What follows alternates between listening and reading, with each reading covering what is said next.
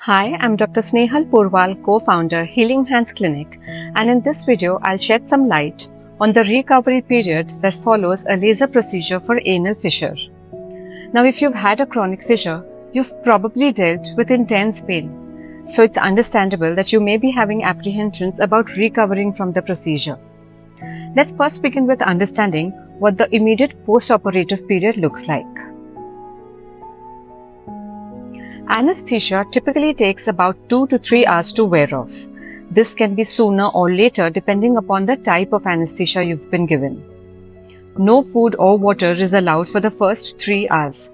You can then begin with a few sips of water, and if that's tolerated well, an hour or so later you can have the meal that you have been advised. As anesthesia wears off, it is common to have difficulty in passing urine for the first time. This does return to normal. However, if you feel it's taking too long or if there is pain or discomfort in the lower abdomen, please inform the nurse or the on-duty doctor.